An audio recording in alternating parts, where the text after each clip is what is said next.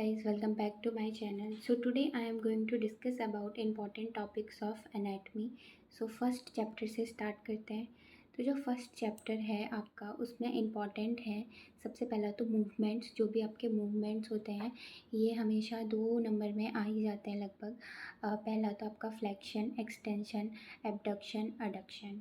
तो आपको पता होना चाहिए कि मूवमेंट्स कौन कौन से होते हैं. उसके बाद cell structure and cell division.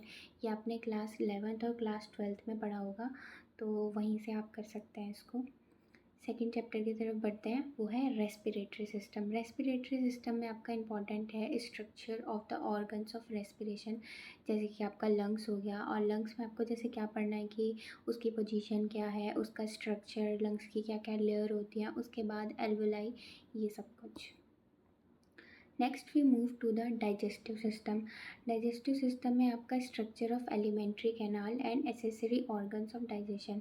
इसमें सबसे ज़्यादा इंपॉर्टेंट आपका है स्टमक, जिसमें आपकी लेयर्स जो है स्टमक की वो, और स्ट्रक्चर ऑफ स्टमक. उसके बाद लीवर की जो पोजीशन होती है वो, लीवर का जो स्ट्रक्चर होता है वो पूरा का पूरा, ये सब कुछ इसमें इस चैप्टर में इंपॉर्टेंट है डाइजेस्टिव सिस्टम वाले में. उसके बाद हम बात करते हैं फोर्थ चैप्टर की. जो फोर्थ चैप्टर है आपका वो है सर्कुलेटरी एंड लिम्फेटिक सिस्टम. ये चैप्टर अपने आप में ही बहुत इंपॉर्टेंट है. तो इसमें आपका nerve and blood supply of heart में कौन कौन सी नर्व और ब्लड सप्लाई होती है वो आपको अच्छे से पढ़नी है. और veins used for IV injection. ये जो आपका इम्पॉर्टेंट है ये वाला टॉपिक, ये क्लिनिकल्स के लिए. जब हम आईवी इंजेक्शन लगाते हैं, आईवी कैनुलेशन करते हैं, तो उसमें कौन कौन सी वेन्स हम यूज़ करते हैं वो आप यहाँ से पढ़ सकते हो. ये चीज़ आपकी क्लिनिकल्स में बहुत काम आएगी. उसके बाद structure of heart, very very important. जितना आप वेरी लगाना है आप लगा सकते हो. तो आपका इसमें ये सारी चीज़ें इंपॉर्टेंट होगी. उसके बाद हम बढ़ते हैं फिफ्थ चैप्टर की तरफ. तो जो आपका फिफ्थ चैप्टर है वो है सेंसरी ऑर्गन. सेंसरी ऑर्गन में आपका स्ट्रक्चर ऑफ स्किन इम्पॉर्टेंट है, और स्ट्रक्चर ऑफ टंग में जो भी आपके टेस्ट बर्ड्स वगैरह होते हैं वो टंग के कौन कौन सी जगह पर होते हैं वो सब कुछ इसमें पूरा इम्पॉर्टेंट है. कि जो बिटर टेस्ट बर्ड्स होते हैं वो कहाँ होते हैं, सोर टेस्ट बर्ड्स कहाँ होते हैं, वो सब कुछ structure of tongue basically. Next we move to the sixth chapter which is musculoskeleton system. इसमें आपकी जो एनाटॉमिकल पोजीशन होती है वो इम्पॉर्टेंट है आपका.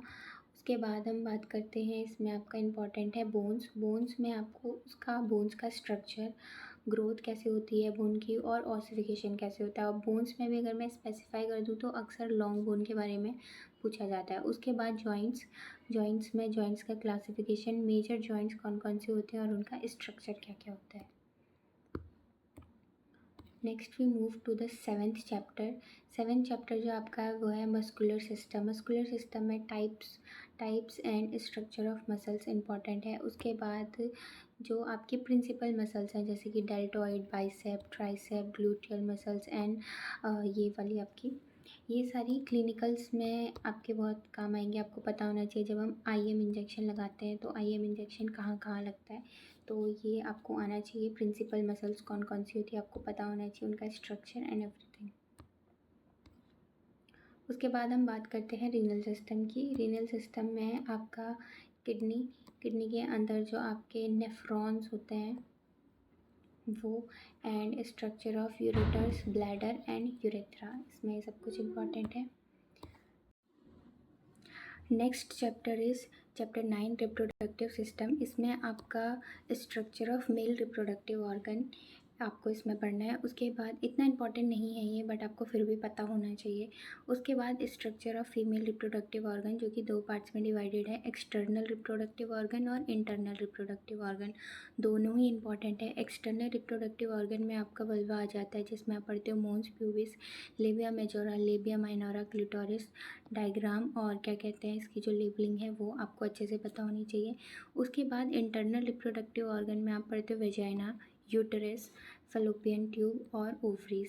आपको स्ट्रक्चर अच्छे से पता होना चाहिए, क्या क्या होता है पूरा का पूरा इम्पॉर्टेंट है इस चैप्टर में. उसके बाद अगर हम बात करें नेक्स्ट, इसी चैप्टर में इम्पॉर्टेंट है आपका स्ट्रक्चर ऑफ ब्रेस्ट.